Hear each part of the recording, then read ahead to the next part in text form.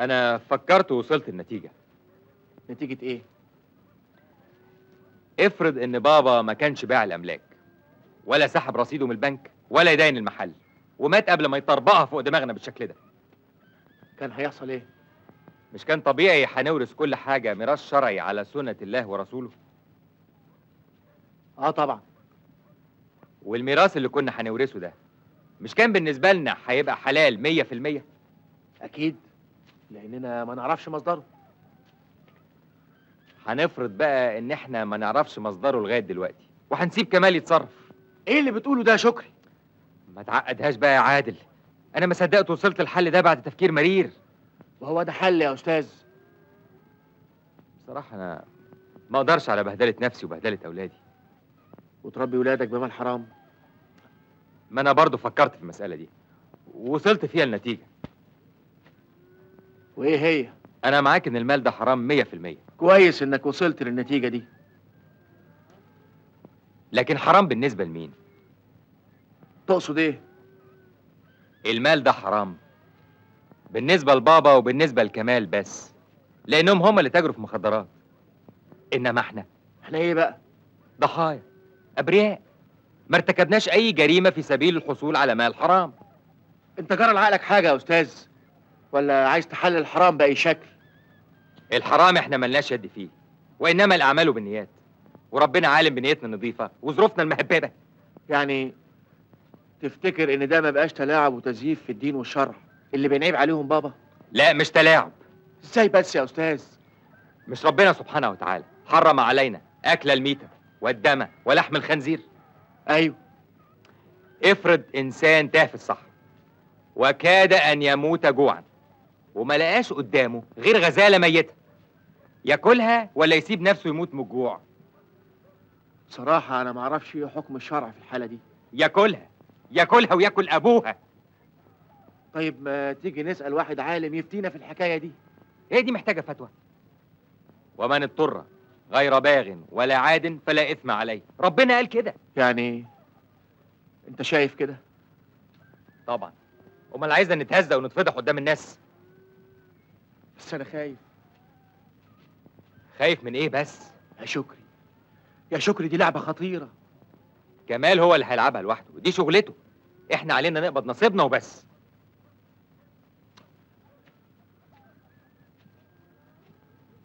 وافرض انه اتقفش؟ يبقى اخد جزاؤه الطبيعي، واحنا مفيش علينا اي مسؤولية جنائية.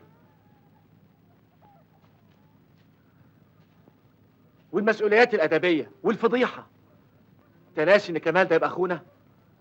ساعتها يبقى نتبرى منه وكل عيلة فيها الصالح والمنحرف. هتبقى مصيبة، مصيبة كبيرة. مفيش اكبر من مصيبة الفقر والاحساس بالذل والعار قدام الناس. البضاعة هتوصل كمان 3 أيام. ازاي يا سعادة البيه؟ ده لسه فاضل 10 ايام على الميعاد اللي جنابك مديهولي. الظروف اتغيرت، عشان كده بعتلك تقابلني. ايوه بس ايه؟ المفروض تكون مبسوط. صراحة انا لسه مش مستعد لاستلامها. جنابك عارف ان رجالتي كلهم راحوا ولسه ايه؟ لسه ما دبرتش رجالة اثق فيهم. دي مش مسؤوليتي يا كمال. البضاعة اتحملت على المركب وزمانها في الطريق، وبعد 3 أيام هتتصبر في المية في المكان المتفق عليه. يعني مش ممكن يا فندم؟ ما تضيعش وقتي ووقتك، روح اتصرف ودبر حالك. حاضر يا سعادة البيه. ما بدهاش بقى. طب حير نفسك ليه؟ قول لاخواتك اذا كانوا عاوزين يحفظوا حقهم يجوا يساعدوك، ما كانش خلاص اتصرف انت. شوف لك حد يساعدك ويقسمك في البضاعة، يبقى انت كده طلعت بنصيبك. كان نفسي اجيب لهم نصيبهم من غير ما اقلقهم واعرضهم للخطر. بيتك ايه تعمله وما عملتوش؟ مش هاين عليا يضيع حقهم او انت كده. ده كل واحد فيهم نصيبه 1,000,000 جنيه. مفيش حلاوة من غير نار، واللي عاوز حقه بقى يجي يفوقه. انت هتقطع نفسك عليهم ولا ايه؟ هات التليفون. بقى ده برضه مكان تجيبنا نتكلم فيه. ده انسب مكان يا استاذ. كل الناس اللي فيه شياكه، محدش دريان بالتاني. يا متر، تشربوا ايه؟ انا محتاج واحد ويسكي هدي فوران اعصابي. وانت يا استاذ؟ زيه. 2 ويسكي وواحد عصير ليمون سكر تقيل. مين قدك انت يا رايق اللي بتشرب عصير ليمون؟ اصلي ما بشربش خمر ابدا. ليه بقى يا سيدي؟ عشان حرام. تضحكوا على ايه؟ ربنا يكملك بعقلك يا امير. انا مش قادر افهم ازاي بتصلي وبتتاجر في المهببات دي. وانا مش قادر افهم ازاي بتشربوا الخمره وتستحرموا المهببات دي. مدرب على كل الاجابات. اللي خلف ما ماتش. طبعا. وليه الشرف؟ الف رحمه ونور عليه.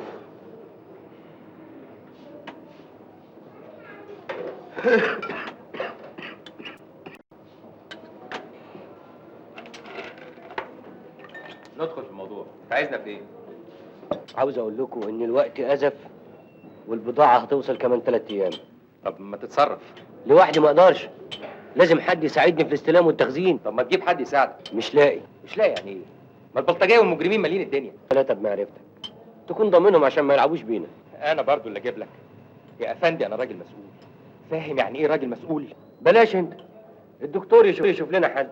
ما تقولش الدكتور ملوش اي صله لا بالبلطجيه ولا بالمجرمين. مين قال ان احنا عايزين مجرمين؟ احنا عايزين ناس نضاف مالهمش اي سوابق. يعني اجيب لك 3 من ملائكه الرحمه يساعدوك في تهريب المخدرات؟ صوتك يا اخي ما تبقاش مجنون. ما هي حاجه تجنن فعلا. طب والعمل؟ اتصرف يا كمال. ازاي؟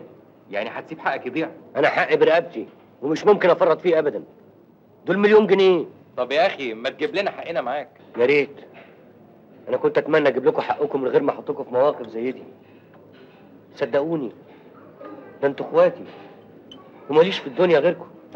طب ما تنقذنا من المصيبه دي يا اخي.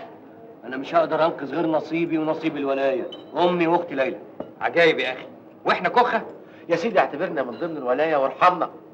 يا جماعه حاولوا تفهموني. انا قدامي ناس تساعد مش لا. الله، امال بتهرس فينا كده ليه؟ بس يا دكتور الناس دي اجرتها 50% من الصفقه، يعني هياخدوا 2 مليون ونص من 5 مليون. 2 مليون ونص؟ ده جشع واستغلال. وبرضه ما اضمنش العابهم وحركاتهم لانهم طماعين والغدر في دمهم. يا دي المصيبه السوداء. انتوا مأزمينها ليه؟ المساله بسيطه. طبعا، ما هو شيء مش جديد عليك. كل شيء في اوله صعب. المهم ان احنا نخلص وكل واحد ياخد حقه وننتهي. ما احنا هننتهي فعلا. انا شخصيا بقى منسحب من اللعبه دي. بصراحه انا مش قد اللعبه دي. عن اذنكم. على فين؟ هروح. اقعد يا اخي انت كمان خلينا نتفاهم. هي بقى فيها تفاهم. اقعد بس اشرب لك كاس. اطلب لي كاس بسرعه كمان.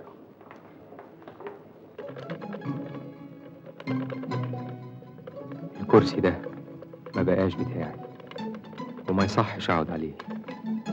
لو قعدت عليه هنجسه بعاري. تمام يا سعاده البيه. انا زيت الكرسي كويس وشحمته وبقى ماشي زي الحديد. يطلب خدمه ثانيه يا فندم؟ لا شكرا.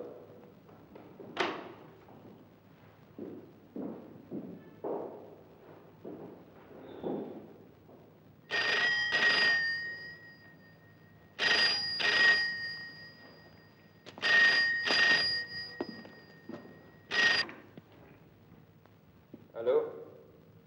ايوه عادي. انا بعتذر عن ميعادنا وبلغ كمان اني مش جاي. اتصرفوا زي ما انتوا عايزين. ارجوك يا شكري ما تحاولش. كل واحد ادرى بنفسه يا اخي. انا مش قد اللعبه دي. ايوه ده قرار النهائي. اوريفوار دلوقتي يا شكري احسن انا ورايا شغل كتير. مع السلامه.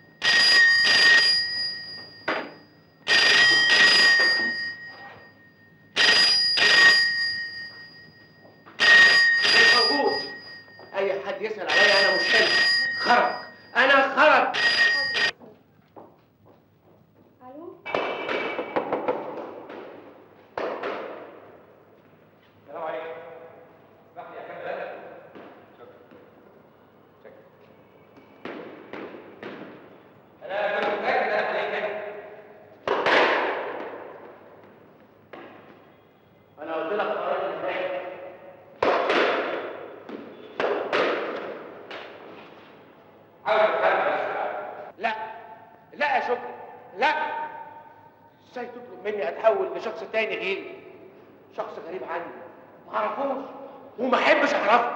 صدقني يا عادل، احنا في موقف ما يحتملش اي عواطف ولازم يتحسب بالحق. العقل بيجبرنا على احترام مبادئنا واخلاقنا اللي عشنا وتربينا عليها من صغرنا.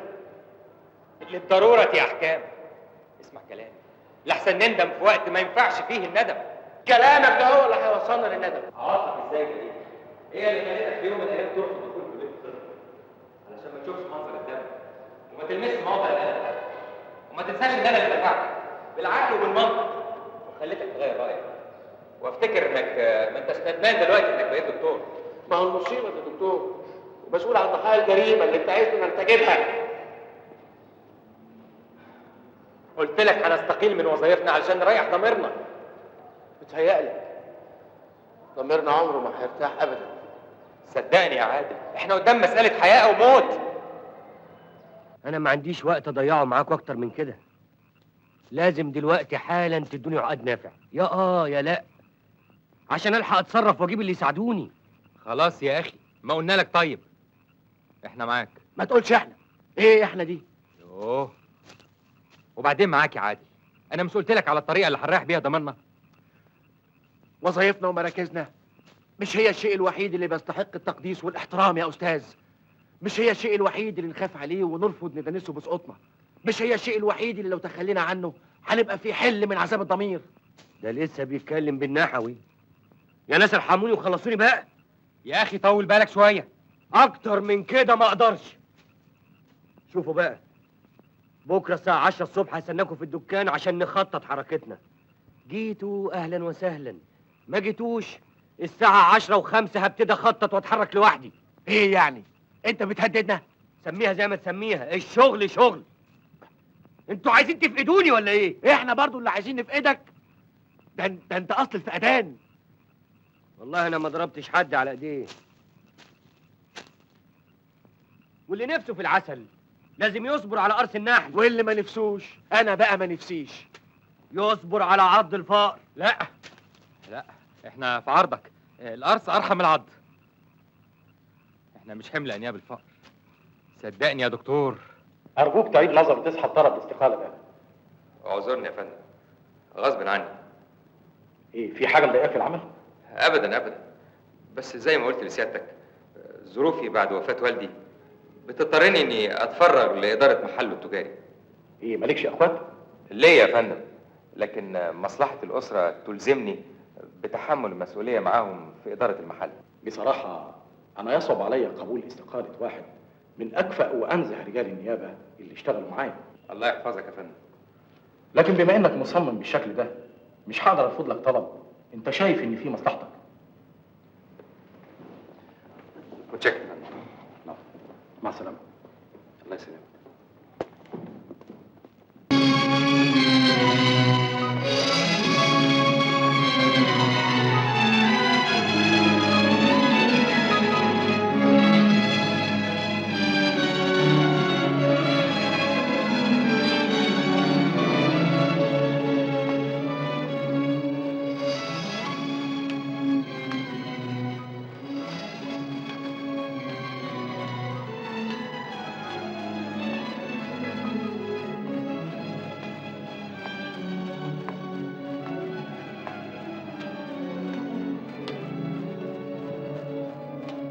وظائفنا ومراكزنا مش هي الشيء الوحيد اللي بيستحق التقديس والاحترام يا استاذ.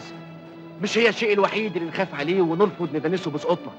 مش هي الشيء الوحيد اللي لو تخلينا عنه هنبقى في حل من عذاب الضمير.